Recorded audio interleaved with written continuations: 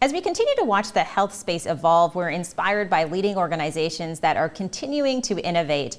The future of well-being and technology are offering exciting opportunities and resources. And I am so excited to welcome some of these thinkers and leaders here today.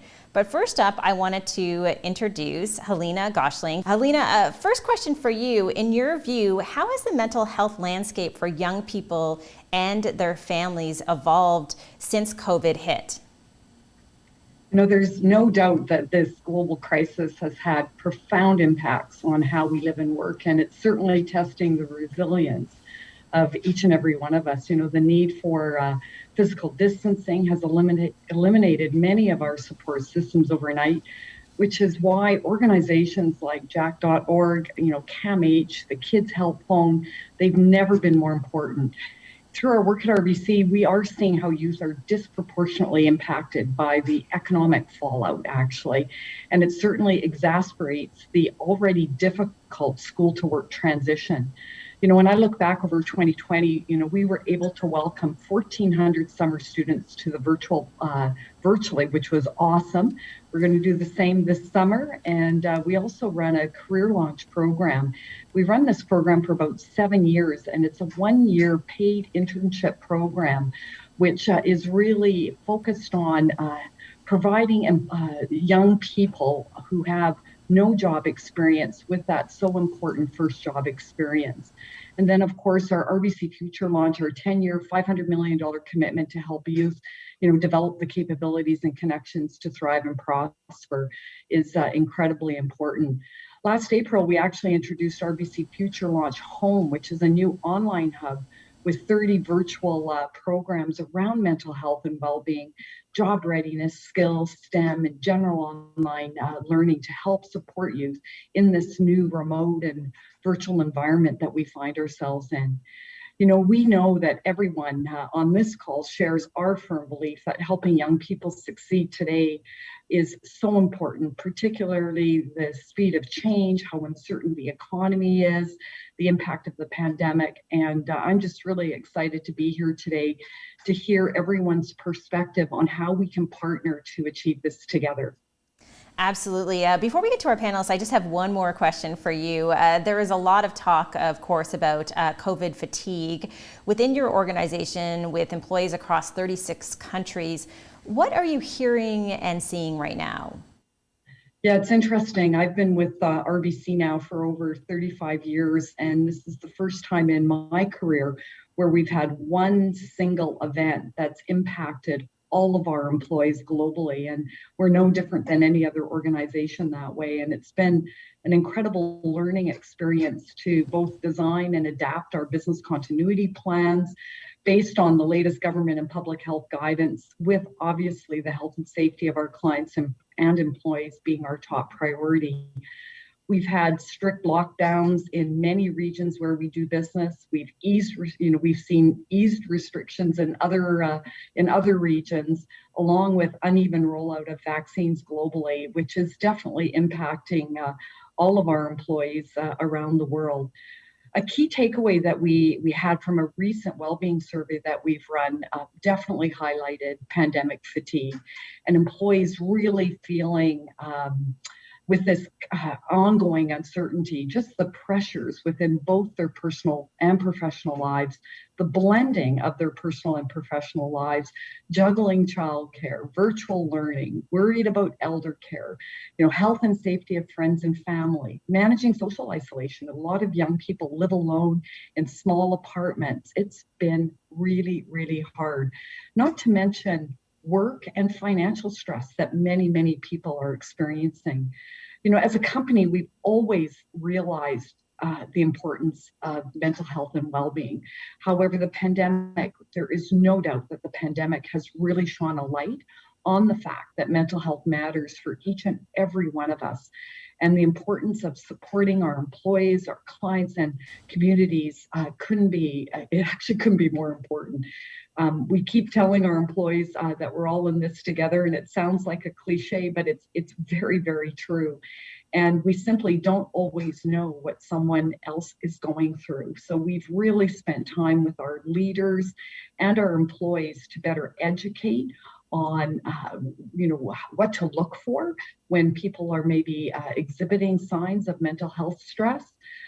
We've introduced a lot of new support systems and guides. We've run executive training program. We're in the middle of running some people managers training programs so they can not only recognize these symptoms in themselves, but also how to ask the right questions of their respective employees.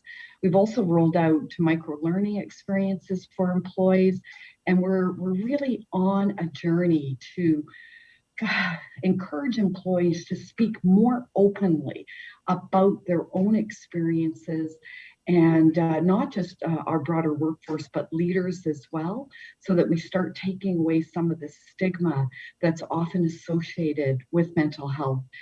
That on top of obviously resources that are so important to employees during this time. So lots underway, and there's always more to do, but I'm certainly really interested now to maybe shift to our panel and hear from them direct.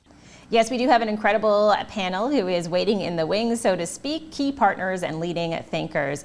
We have Aman Musani from jack.org. We have Dr. Damian Yankovic from CAMH, and we also have Elisa Simon from Kids Help Phone. And Helena is going to guide this conversation, so over to you, Helena.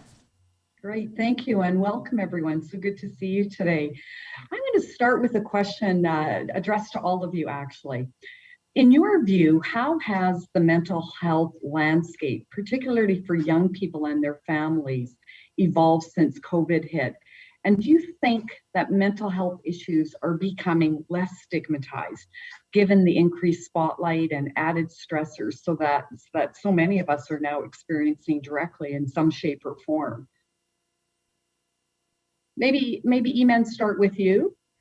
Sure. So I think it's not that mental health issues are becoming destigmatized in this context. I would say they're becoming differently stigmatized.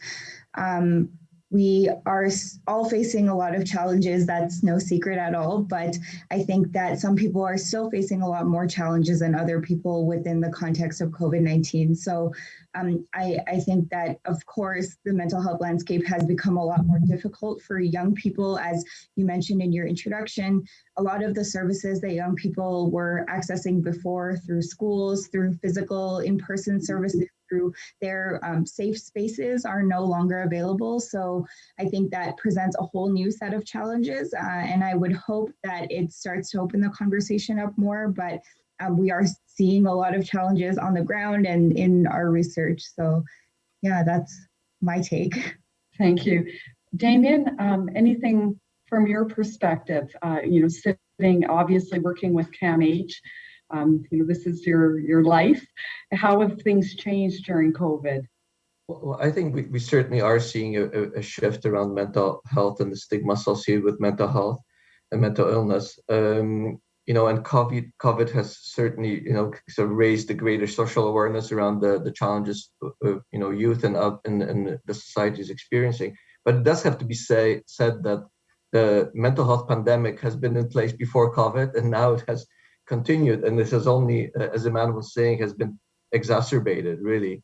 CAMH and other organizations have done their best to fight stigma associated with mental illness. You might have seen our Not Suicide, Not Today campaign, which points to the fact that mental illness can be fatal, right? But I am inspired by the youth voices actually who are leading a lot of the changes and the shift associated with stigma associated with mental illness. I talk to my kids and look at their interactions online, and there's much more of an open and direct conversation around mental health and mental illness. So you certainly see a different approach and different recognition from youth around mental health and mental illness. But there are two caveats here. I think for those of us who have experienced mental illness in the family, how deep the stigma actually runs and how much it can be internalized as well. So now is not the time to stop the conversations, now to accelerate and push even harder. So I think that's number one. And number two, and I think just referring to what Aman was saying, is that now we're seeing more people not having access to the services. People are seeking more services. So it's on providers like CAMH and companies and others to really provide a really good access to those types of mental health services. And for youth, this isn't about waiting 3 months for an appointment to see a specialist, to then see somebody else, and then on and on.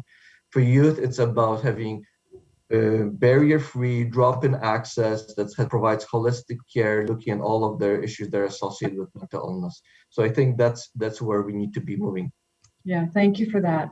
And Elisa, obviously your involvement with the Kids Health Phone, you see a lot, hear a lot. What are your views on stigma and how this has evolved, during the pandemic? And it's been a year now. It almost feels like our new normal. Yeah. So, at Kids Help Phone, we supported young people 4.5 million times last year. That was a 137% increase from the year before. So I would say 100% what the other panelists have said in terms of young people are needing to connect, they're needing support, and they're needing it in the moment.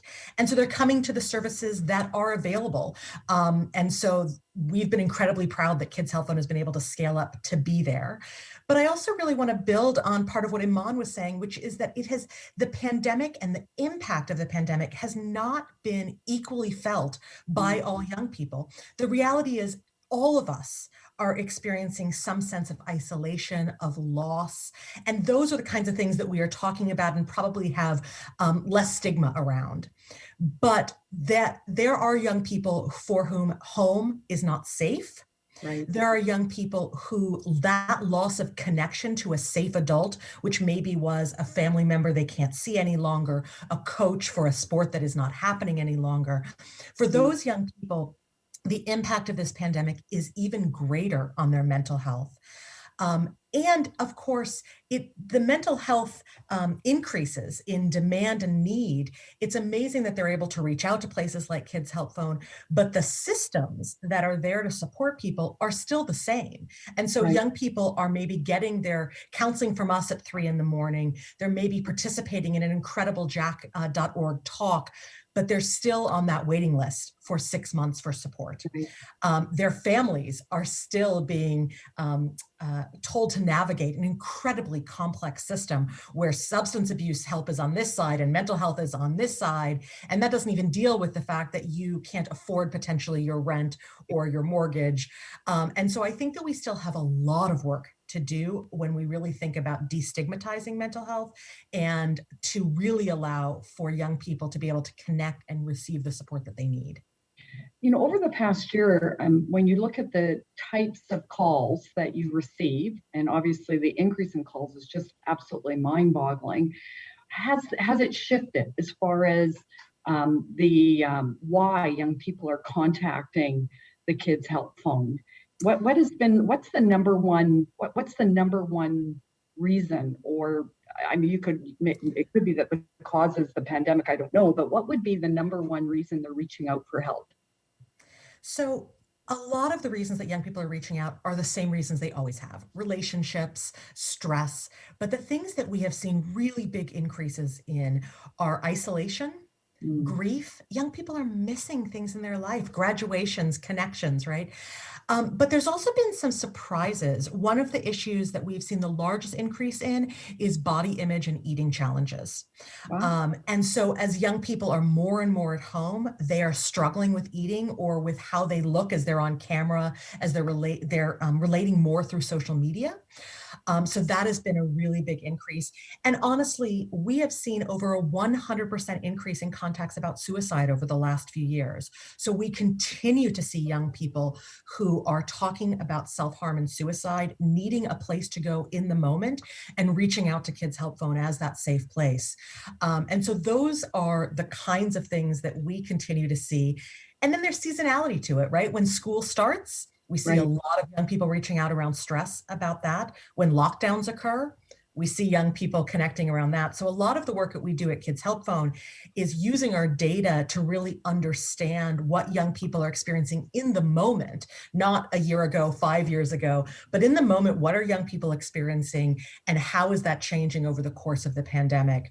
But those things, isolation, grief, body image, and suicide, have continued to be contacts that we've heard in increasing numbers over the last year. Very, very interesting. I wouldn't have thought about body image and weight as being, a key issue, but of course it is for young people. I would have thought isolation, and I've been talking to many friends who have children in high school. My son is older, so it's less of an issue, but missing those key milestones that they'll never be able to relive, like high school graduation or that first year at university. And if someone already is on that spectrum of having mental health challenges, that those misses, I could imagine what an impact they might have. So I'm going to put out a question for all three of you on the panel. When we, look back, it's been a year. It's hard to believe it's been a year that we've been in this pandemic, and we're not out of it yet, without doubt. But what have we learned from a public health perspective as it relates to mental health? And Damien, maybe I'll start with you and then move to Eamon, and then maybe you, Elisa, to comment on that question. I think we've learned something very, very simple, that mental health is health, that mental health has to be equally prioritized as physical illness. And I think that, that the investment has to be equalized between mental health and physical health. It's just as simple as that. Yeah, very true. Eamon? Yeah, I completely agree with what Damien just mentioned. And I would also add that we've known in the mental health space for a long time that these things are important and that these discussions need to be had. But I think that the pandemic has really just shown everybody that, which I think is a really important step forward, and that mental health doesn't exist in a silo. It's so impacted by things that are going on in our world, whether they be a pandemic or other social issues that are coming up. We have to consider everything together and how they interact with one another. No, very, very true. Elisa? Yeah, so I would say, again, it's one of the things we've talked about a lot for many years, sort of within the communities that talk about mental health, but it's around the fact that everybody has it and that everybody is impacted. And when we think about mental health, we think from mental well-being all the way through many, many different areas, all the way to what we would consider mental illness. And every single person has been impacted by this pandemic. Every single one of us has days where we are struggling to get up, where we feel like we are locked in, where we feel disconnected. And that is mental health. That is what we need to be talking about, all the way to those of us that are struggling with significant diagnosable mental health conditions or mental illness. And that to me has been really one of the interesting things, is seeing more and more people talking about their own struggles, because that is mental health. That's what we need to talk about. And for years, Kids Health Fund has been saying, let's not just talk about mental illness. Let's talk about whatever your age, whatever your situation is, we all have struggles. We all have hard days. And those, we might be having more of them during the pandemic. Yeah. But we need to be talking about, who do you reach out to? How do you talk about what you're dealing with? How do you think through strategies for feeling better and coping? And I think that that has all really come to light over the course of the pandemic. Yeah, no, without doubt, it is a spectrum from mental well-being right through to the more severe cases of mental health, where people maybe are feeling suicidal, but it's that spectrum, and all of us fit on that spectrum somewhere.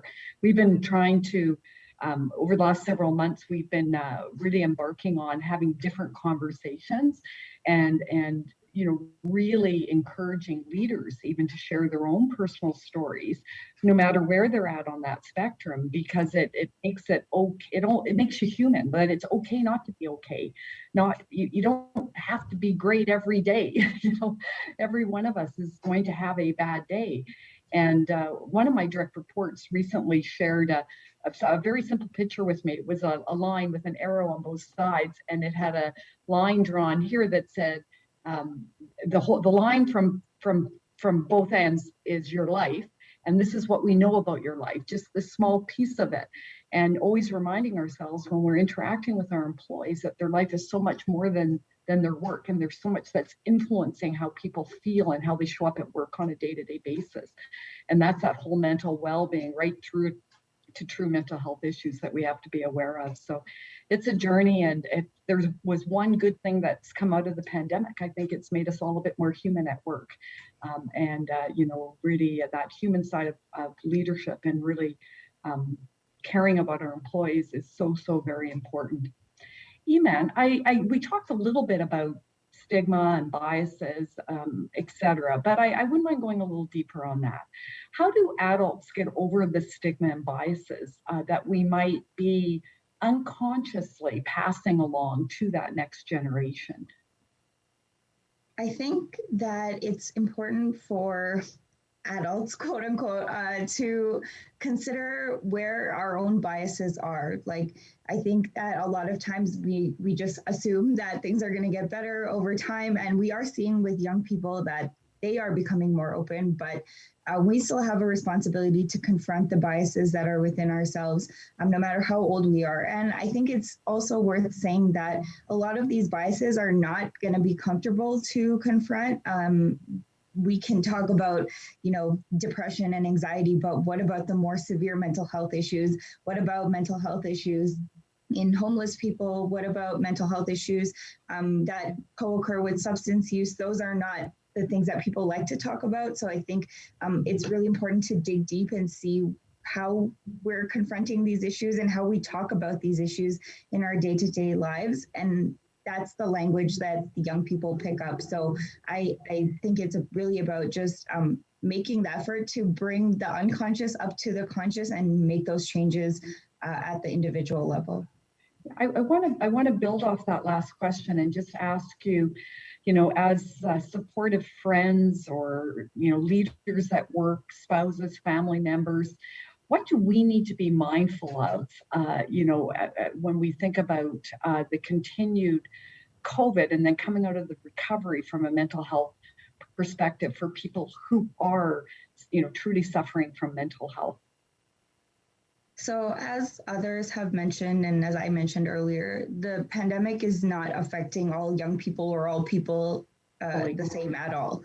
So it's important to be considerate of that when we think about moving forward, moving beyond COVID, because people will be struggling with their mental health as a result of this pandemic for a long time. So I think as we seek to support the people in our lives, like, think about what else has happened this year, what else may have led certain people to experience different mental health outcomes than others.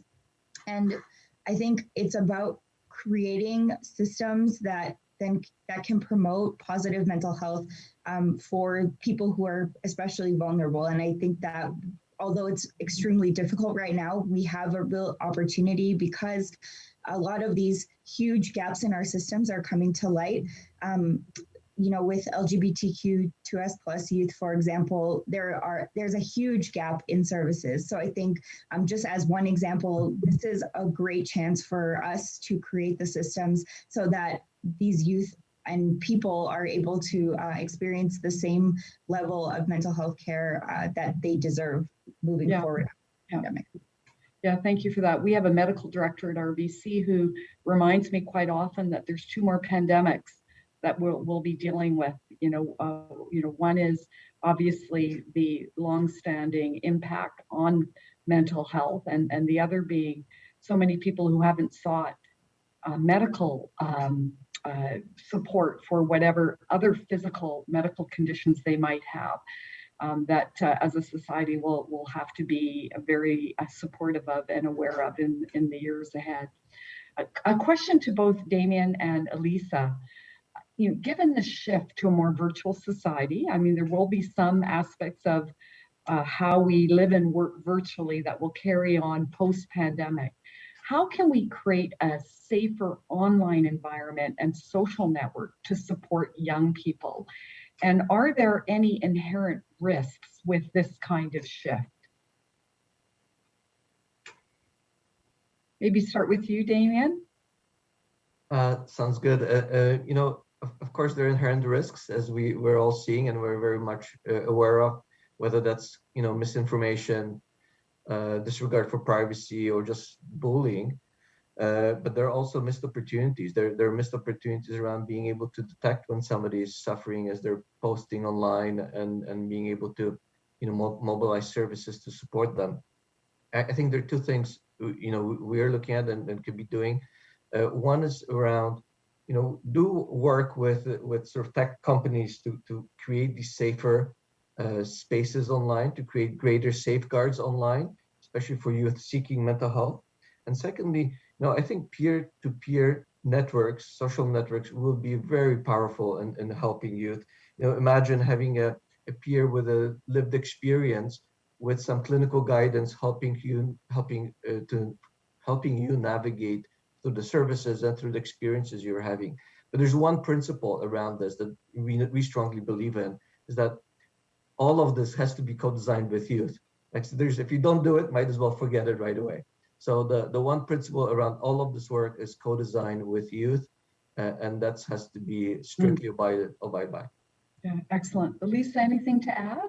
Yeah, I'm so glad you mentioned the co-design, Damien, because that is also a huge principle of our work at Kids Help Phone. And we actually right now have 260 young people that have been co-designing the last few months a national peer support service that we will be launching in the next few weeks. And it's been an incredible experience to really have that conversation with young people about how do you connect with other young people? How do you become an expert in your story and potentially supporting other young people?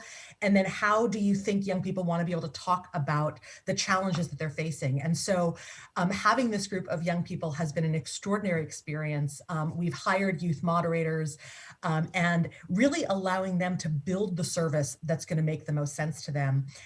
The other thing that I think is really important is, as we're building new support systems, that's fantastic. We also have to think about the fact that young people are spending large percentages of their days on social media platforms. And so a lot of the work that we've been doing at Kids Help Phone is, how do we integrate our supports into the places that young people are already spending their time? Instead of saying, well, yeah, we know that you really want to spend your time on TikTok or whatever the platform is, Instagram, but if you want support, leave that platform and come to us.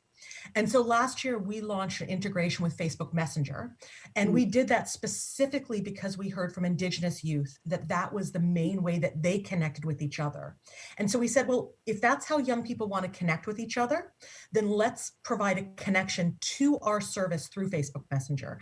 And we're looking at a lot of those integrations, again, to say your mental health support doesn't have to happen outside of the normal channels where you connect with each other. We can bring that support directly to you. And I think that that's really the future. That's very interesting. I mean, both co-designing, and what I heard was meet them where they are. Yeah. And that's the only way that you're actually going to, make that connection in that right channel. So maybe one last closing question along the same themes. I mean, there's obviously so many innovative tools out there, and for young people having to navigate. How does someone even know what's the right tool for them? And any, maybe a quick response from each one of you. Any advice for people listening today as far as what would the right tool, how do you know what the right tool is?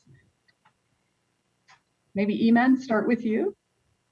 Sure. I think there's no real way to know the right tool. I think a lot of it is just trial and error, and having a supportive network around you.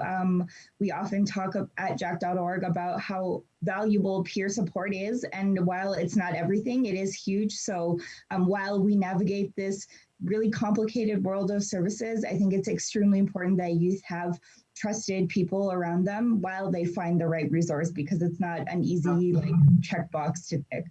Yeah, for sure. Damien? I completely agree with Iman. I think that's the, how do we go through all these tools available online, lots without any clinical evidence whatsoever, and even the ones with clinical evidence having very little of that. So I think that's a lot of we have certainly provided guidance around which tools to use and so on. But I think where the future is going is really matching youth and adults or anybody else to specific digital services. So you do get the service, you get assessed in some either active way through assessments, or in a more passive way by just with permission looking at some of your experiences online, and then really designing a service that's personalized to you, providing you the digital supports that are coming from a trusted source. I think that will always be the case where a trusted source has to be there. Yeah, thank you. And any closing comments, Elisa? Yeah, I would say at the end of the day, it's on us to create a system that does not make young people or families run around trying to find the right tool, that we should not try to duplicate the on the ground mental health services where you don't know which one you should go to or which one has the hours that would work for you. We actually need to be building integrated systems of digital mental health supports. So we just launched a few weeks ago our very first chatbot on our website. And the idea behind that is to have a conversation with a bot that can help you get to exactly the tool or the article or the service that's going to be most meaningful for you. We've helped to build the Wellness Together portal, which is the federal government's COVID mental health response. And it is using measurement-based care for you to say, I tried this, it didn't work, maybe I should try that. Because the idea is not to offer you a buffet. Here's 500 services, try it out and let us know, did that one work? If not, there's 499 others. That is not helpful. And it is our job to figure out, how do we hold your hand and go, maybe try that. Oh, it didn't work. No problem. Here's another thing that might work for you based on what you're dealing with, what you said is most helpful to you. And that's I would say, our challenge. And we have to rise to that challenge, or we're going to be letting every person across Canada down. Yeah, no, great feedback from all of you. I mean, really helping people navigate the system and try to get them to the place where they'll receive the help that they need based on their unique circumstances. So just thank you for that. A sincere thank you to all three of you for joining us today. The work that you're doing with your respective organizations, Eman with jackdoc.org, Damien, CAMH, and Elisa with Kids Helpline. Honestly, like I can't even imagine the volumes that you've had to deal with over the course of the year during a pandemic, and the impact that you're having with so many young people is just phenomenal. RBC is very proud to partner with all three of your organizations. So again, thank you for being here, and thank you for the work that you do and the impact that you're having. Thank you.